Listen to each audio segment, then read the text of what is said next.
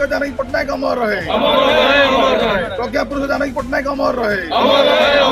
प्रज्ञा नायक जानकी वल्लभ पट्टनायक अमर रहे। जननायक जानकी वल्लभ पट्टनायक अमर रहे। जानकी पट्टनायक अमर रहे। प्रज्ञा पुरुष जानकी पट्टनायक अमर रहे। प्रज्ञा नायक जानकी वल्लभ पट्टनायक अमर रहे। जननायक जानकी वल्लभ पट्टनायक अमर रहे।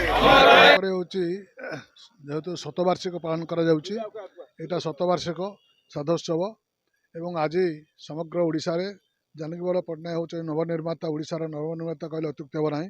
जने प्रज्ञा पुरुष जानकी वल्लभ पट्टनायक जो अवदान था ओडिशा प्रति एवं ओडिशार विकास प्रति तीन थर मुख्यमंत्री आसाम राज्यपाल एवं जड़े प्रज्ञा पुरुष भाव में समग्र भारत वर्ष में जो सुनाम था आज समग्र ओडिशावासी निश्चित भाव मन पकाउछन्ति।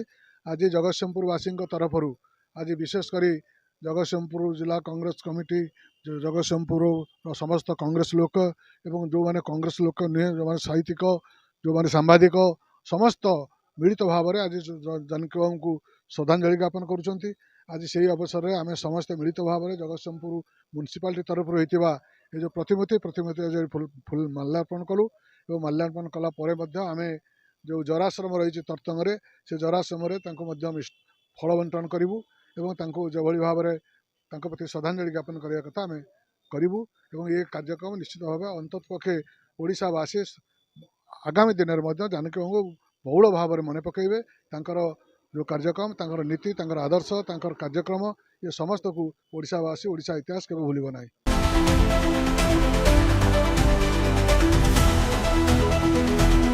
आज आम समस्ते जगतसिंहपुरवासी आमर प्रिय नेता स्वर्गत जानकी वल्लभ पट्टनायक को श्रद्धांजलि जनाऊँ।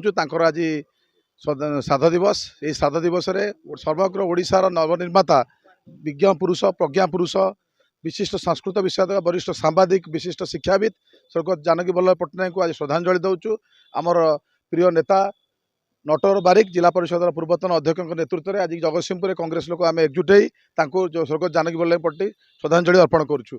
समग्र ओडिशार विकास रे जानकी पट्टनायक अवदान चिरस्मरणीय। से नाल्को कथा हो 100 दिन 1000 दिन 1000 शिल्पर कथा हो युवक छात्र कृषक मानकर विकास रे कथा हो सबु क्षेत्र में जानकी वल्लभ बाबा अवदान ओडिशा पई अभुला ही रहिबो। ओडिशावासी मन में सबुबले जानकी पट्टनायक अमर ही रहिबे।